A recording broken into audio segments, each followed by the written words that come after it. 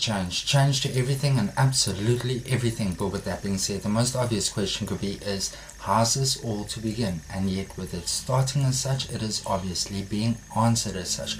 So of course this is also to be a free exploration into a matter or issue. But if we were to just briefly explore the notion or the context of freedom, I mean, it's easily to acknowledge that with the egotistical perspective state of thought consciousness existing not only as a learning state but also as a questionable state, it is the distinguishing state that is associated with the egotistical perspective state of thought consciousness that is to constantly question that what is right or wrong, positive, negative, correct, incorrect, whereby I should say it this way or that way, whereby in this notion, I mean, if we were to explore this notion completely, to seek the state of perfection within regards to the distinguishing state that is associated or connected to the egotistical perspective state of thought consciousness, to seek the state of perfection, this would be basically me writing it word for word down, right? And then saying it word for word as if it were a script, which is easily able to be noticed within a state of a movie. I mean, this is the distinguishing state, seeking out the state of perfection so it can be shared within this physical state, right? And it is also acknowledging that through it being shared, it has also come to exist within a state of meaning, right? But this meaningful state is also within a state of question. I mean, on a daily basis, are we actually saying everything 100%? Are we actually saying everything as it should be? I mean, to freely express ourselves completely 100% within regards to the distinguishing state. I mean, we are going to sit back and think, oh, I shouldn't have said this, or I should have said this, or I should have written this, or I should have written that, or why did I write this, or why didn't I write this, why did I leave that out but I included that. I mean, this is again within a state of imprisonment.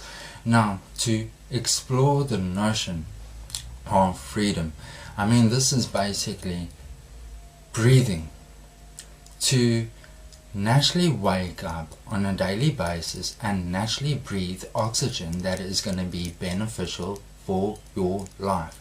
Whereby within regards to this, I mean, reflecting back onto the imprisoned state of the distinguishing mind, right, of the egotistical mind, it's to acknowledge that even though the egotistical perspective state of thought consciousness is able to learn an infinite amount of knowledge, right, it is still to question what knowledge is positive or negative, right? Now, reflecting upon the state of freedom, right, where I'm breathing, right, on a daily basis we are breathing, right, oxygen for the betterment of life, right?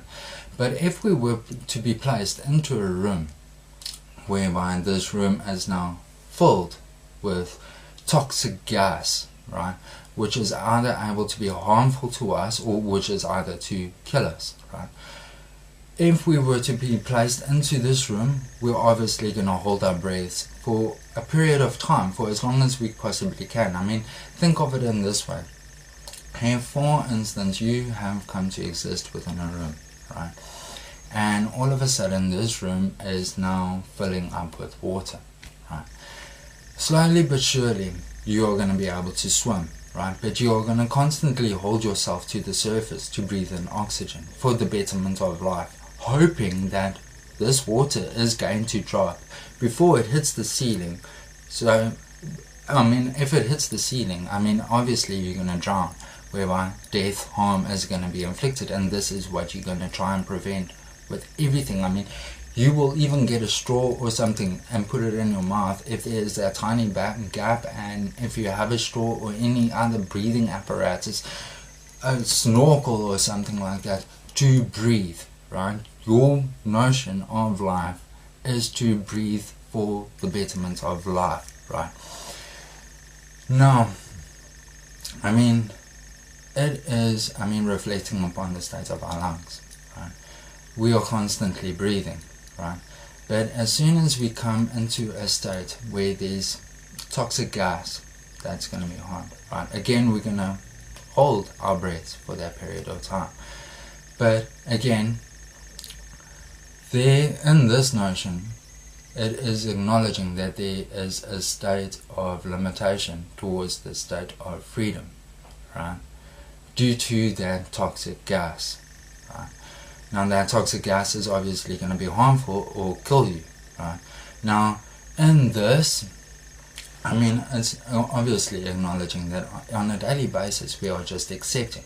So it's acknowledging that freedom is within a state of acceptance until it comes to a state that is going to be harmful or cause death unto your state of being, your physical state of being.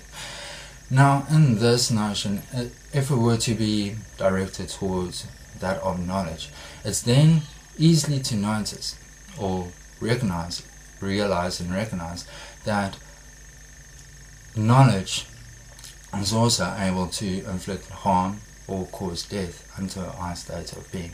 So of course, again, freedom comes with a state of responsibility that we shouldn't allow negative knowledge, negative air to kill us, right?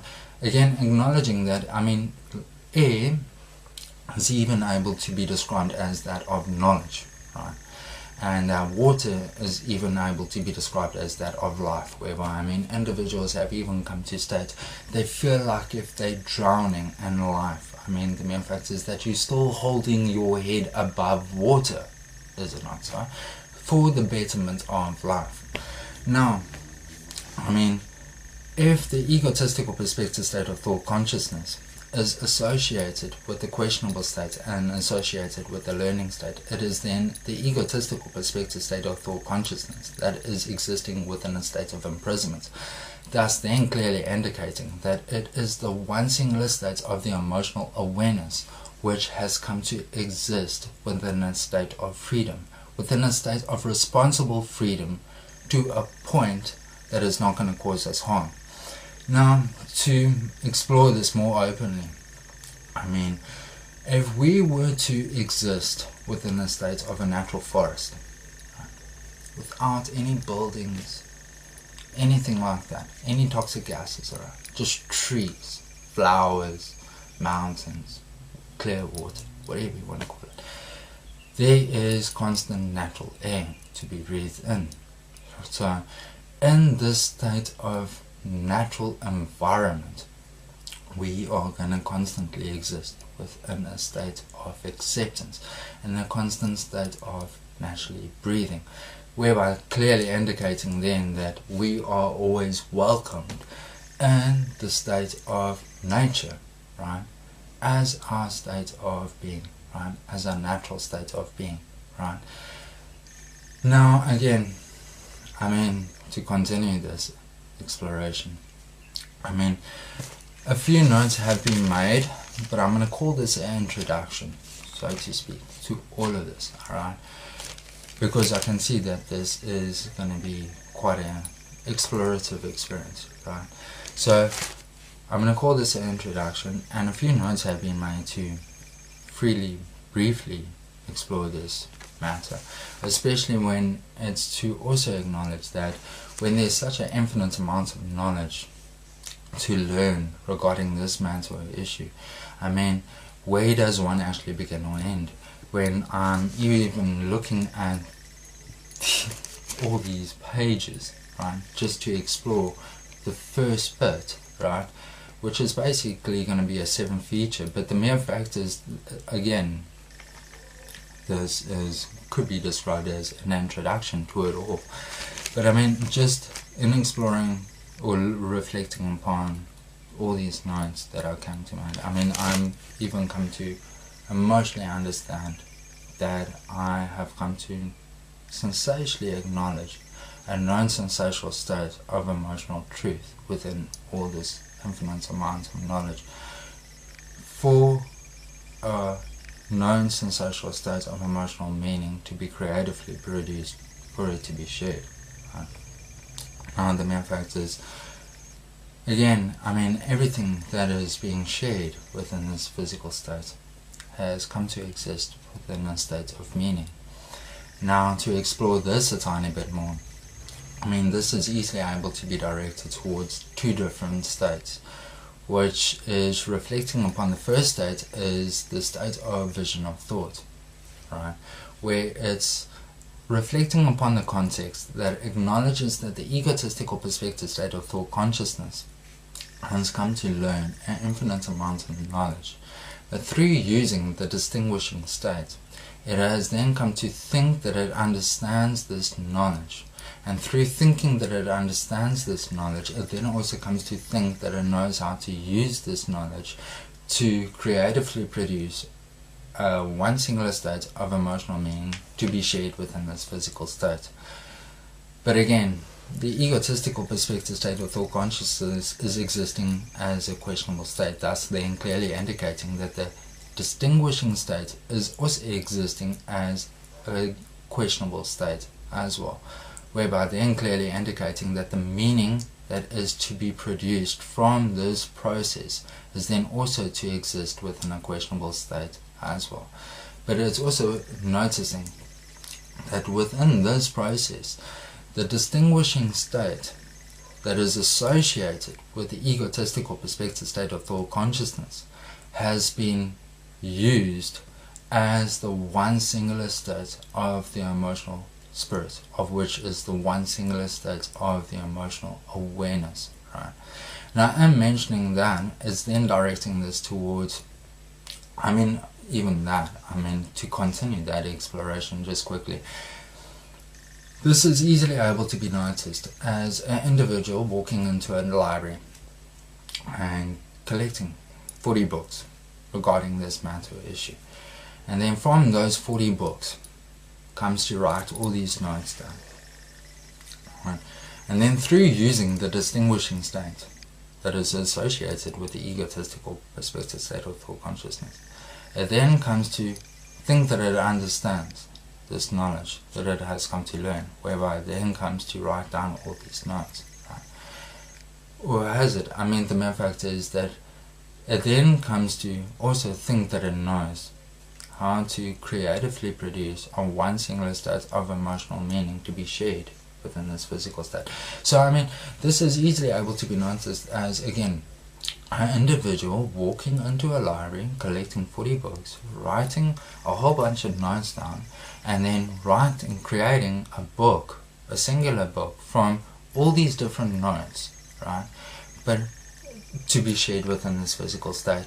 But again, that book, within everything in that book, is able to be discovered within all these 40 books, whereby this book, this one singular book, is within a state of question, because again, it is originated from 40 different books, right?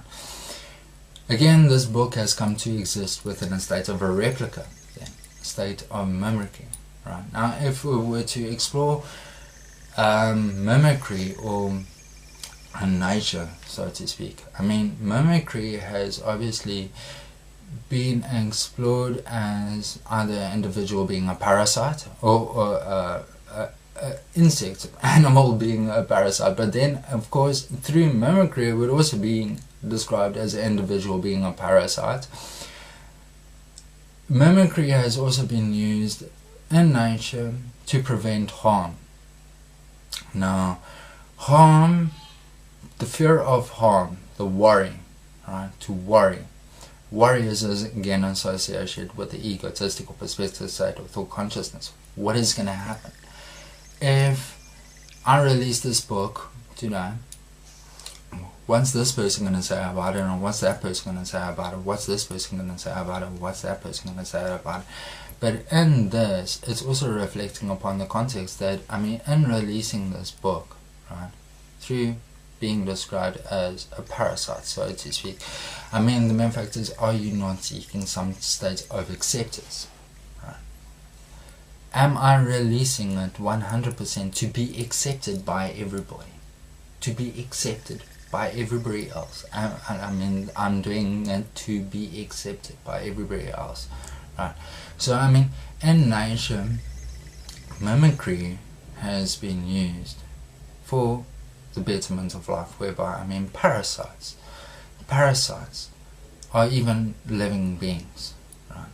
Butterflies even using their wings as a state of mimicry to ward off negative, harmful beings that are going to cause harm unto their lives, is also for the betterment of life. So in that notion, I mean, it is somewhat for the betterment of life, but it is also existing within a state of imprisonment, whereby mimicry, creating a replica, right?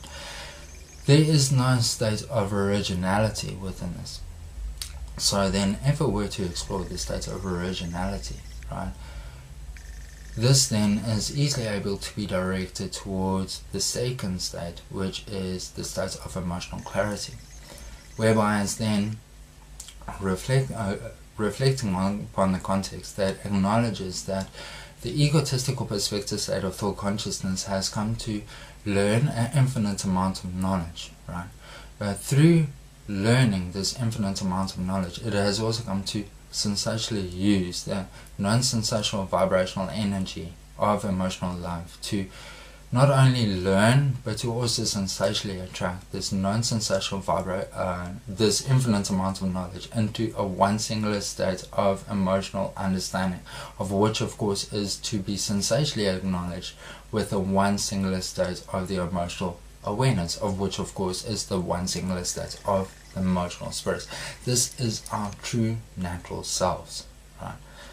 Beyond our characterized versions of the egotistical mind, this is our true natural selves, right? Beyond me saying, oh, what is your name? My name is Greg. It's beyond that, right?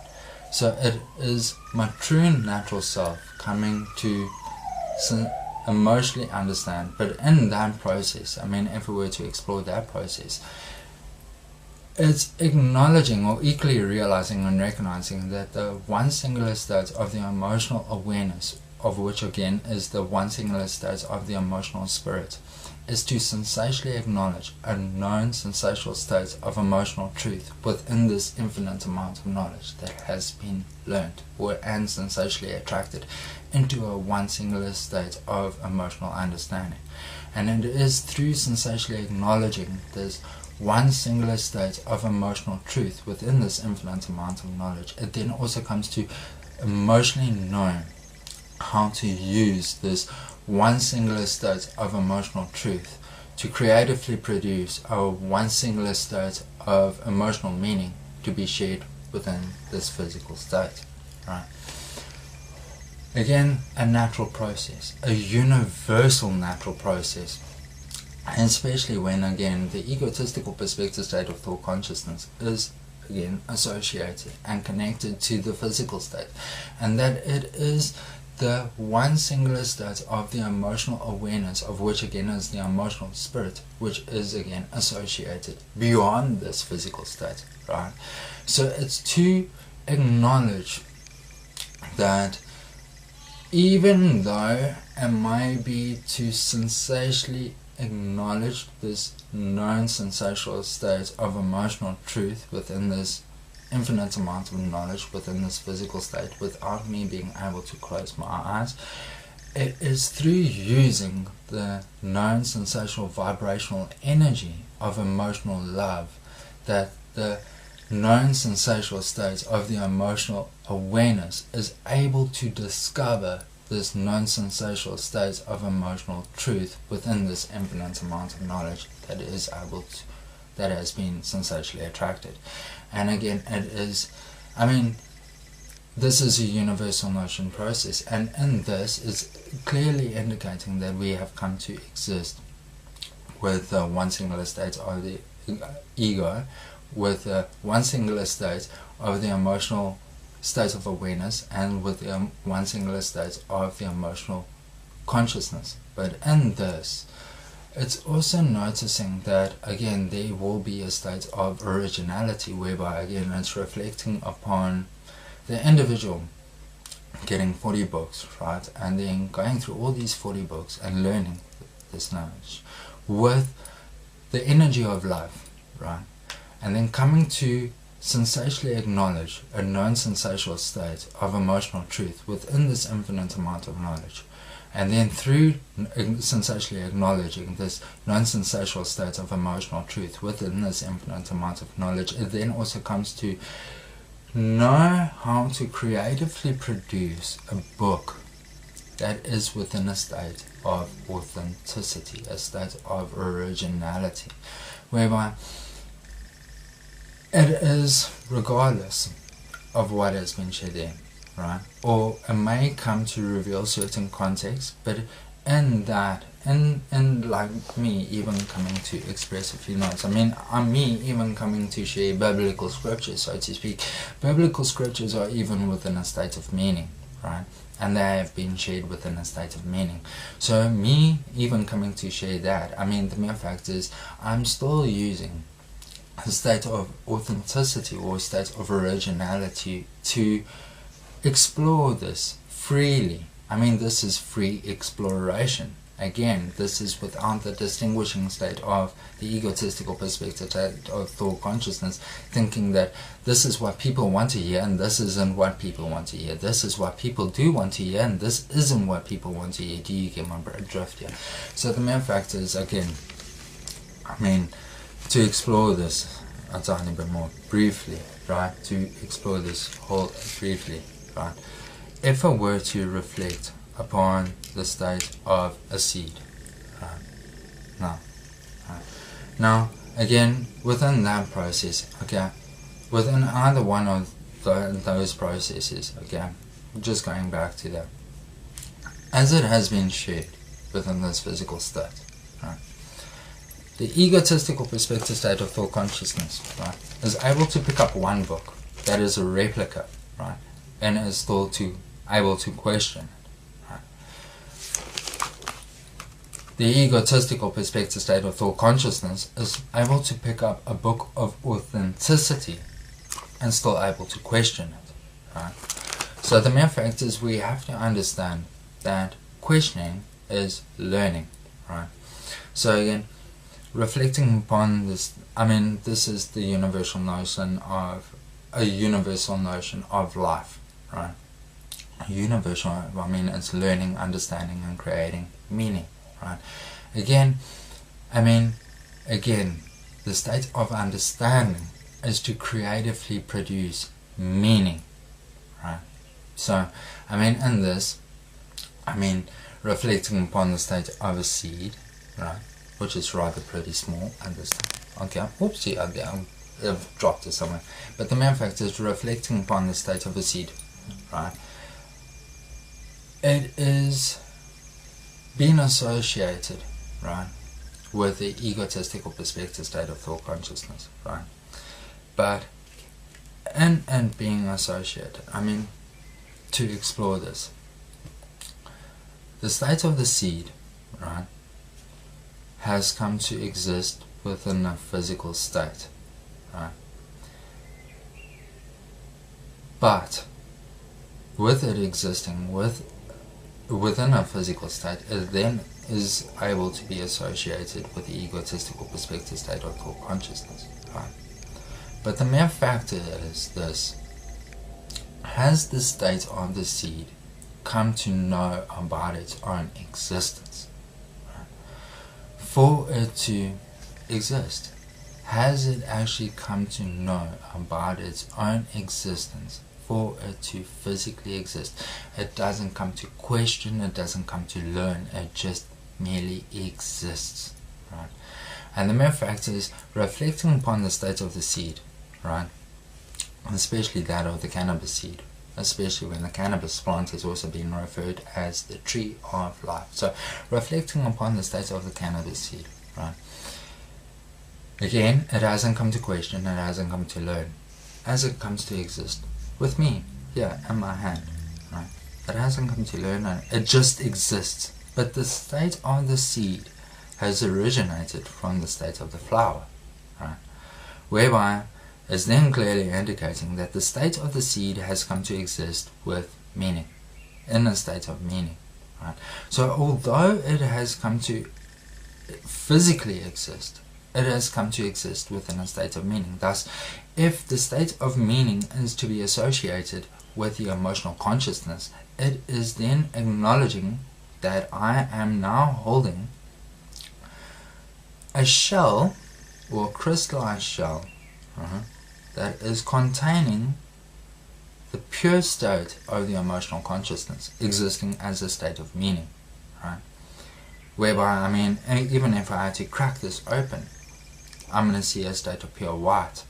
And the state of pure white is the state of pure emotion. Right?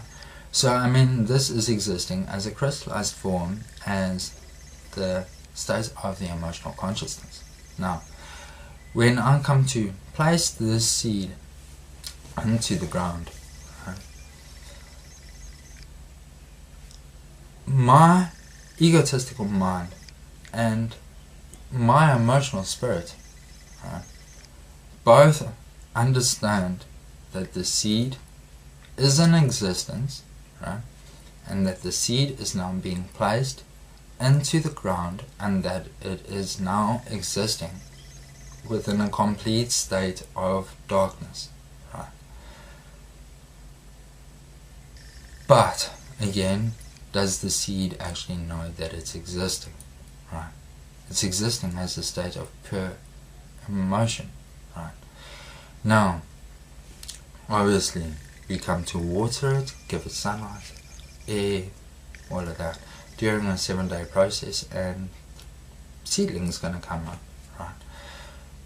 But in this notion, right, the state of the seed has come to, how is it to know about its existence? How is it to know? It first has to learn to know about its existence. It first has to learn to understand about its own existence. Right?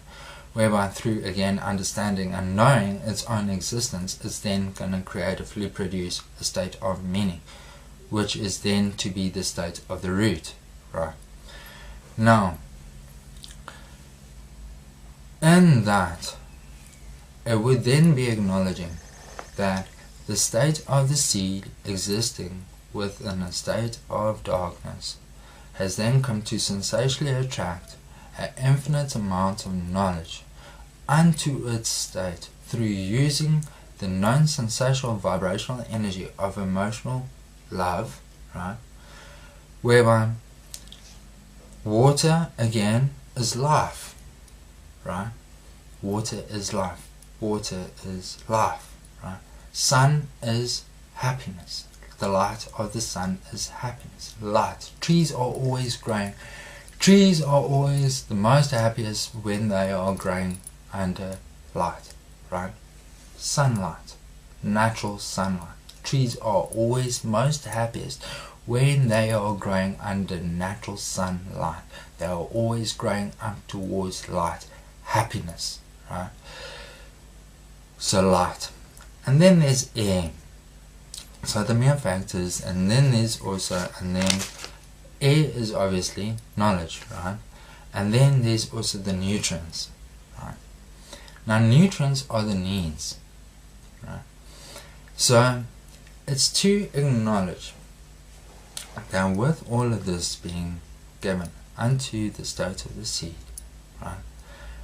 The seed has come to sensationally attract all of this unto its one singular state of being, and through sensationally attracting this unto its one singular state of being, it has then also come to sensationally attract it into a one singular state of understanding, of emotional understanding, right? And through it then sensationally acknowledging a known sensational state of emotional truth within this infinite amount of knowledge, it then comes to creatively produce the state of meaning, of which is to be the root, right? Whereby in that, it would then be to acknowledge that the seed no longer exists, right? In the state of the ground, the seed will no longer exist. The seed will eventually no longer exist. The state of pure emotion, the state of meaning, will no longer exist, right? And that it is actually the root which is then to be associated or connected to the egotistical perspective state of thought consciousness, of which is then also then to be associated to this physical state, right? Now, obviously, to just briefly explore this, what we give the seed, what we give our roots, if it's healthy, it's obviously easy to acknowledge that the roots are gonna learn all this healthiness and understand all this healthiness, creatively produce meaning, right? And again, eventually this meaning is going to be bursting out through the soil, right, to physically exist, whereby creating the state of the tree. Now the tree has then come to exist within a state of meaning, whereby then, the tree has then come to exist within a state of meaning. If the flower has come to produce the state of the seed existing within a state of meaning, and then with the seed producing the state of the tree, which is then existing within a state of meaning, and then the flower, then the tree is to produce the flower, which is then to exist within a state of meaning, and then of course the flower is to produce the seed, which is then to exist within a state of meaning. In this, the seed is no longer to exist. So the main fact is that the root is then again to be associated with the egotistical perspective state of thought consciousness. But again, it's also what we come to feed our roots that is able to produce a healthy plant, right? And it's to easily realize and recognize that, again, if we were to naturally put this plant into a state of organicness completely, right, it's going to produce a healthy organic plant, and that it's going to produce healthy organic flowers that we are going to be able to enjoy happily and know that it is very healthy for us.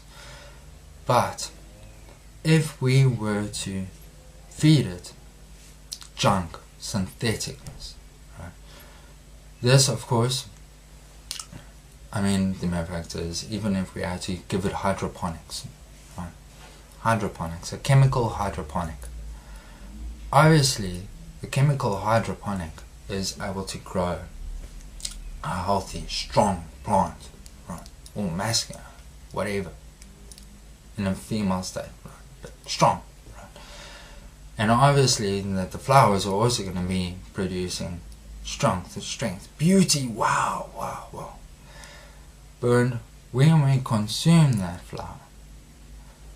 flower is not going to be exactly healthy for us, whereby this is going to be a synthetic plant, right? A synthetic flower. So the main fact is, there is a difference about what we feed our roots and and how we come to live. The main fact is, the reason for plant, for the roots existing, right, is easily to be noticed as providing stability for the tree, right?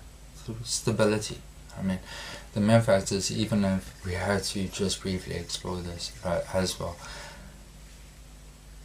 if we had to look on the state of the forest, right, during summertime, during springtime, even during winter on some areas, a forest within a natural state of existence is able to reveal such amazing beauty.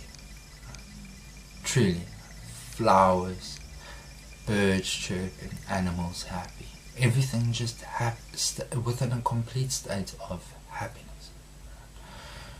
Trees, if we have come to exist as the state of a tree, again, the root is then to be associated with the egotistical perspective state of thought consciousness, and that the tree is then to be associated with the one singular state of the emotional spirit, and then with the flowers being the states of the emotional consciousness, whereby it's creatively producing meaning, right?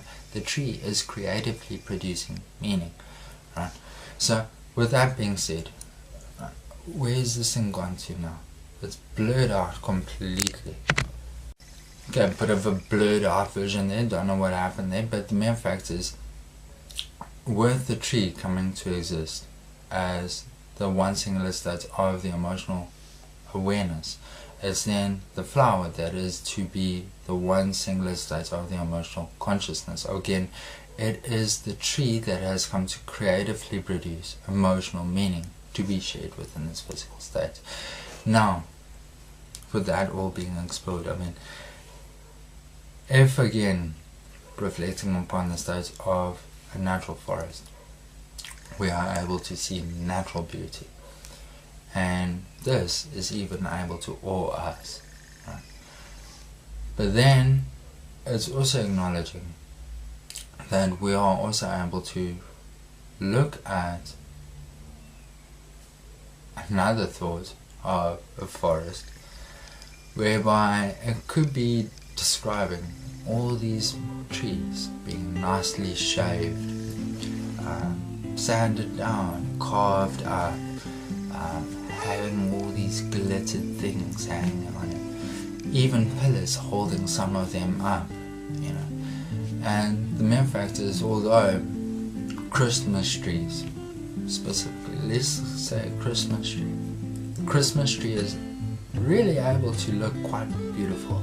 It's really able to look quite beautiful, even within its natural state. But a Christmas tree during Christmas, right, as we might notice all around us, are really able to look quite beautiful with all these ornaments hanging on it and looking all sparkly and all of that.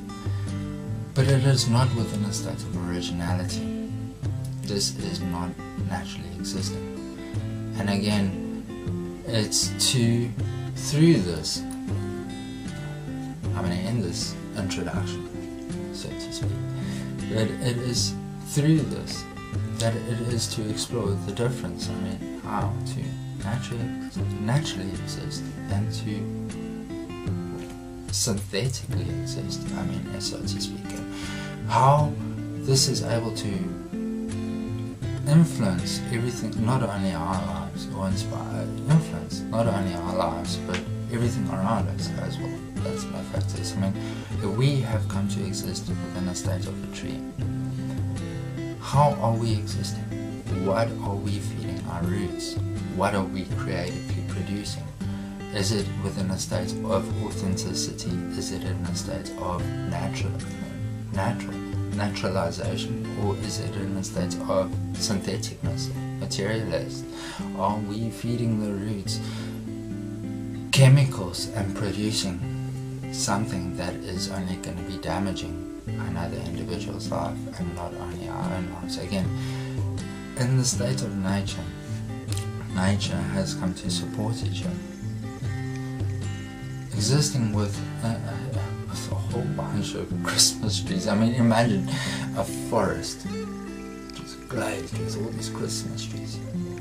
All these Christmas trees need support, and all of them are just dangling. Oh, it looks very, very pretty. It looks very pretty, but it's not the state of nature. It's not the natural state, not the original state, not the authentic state.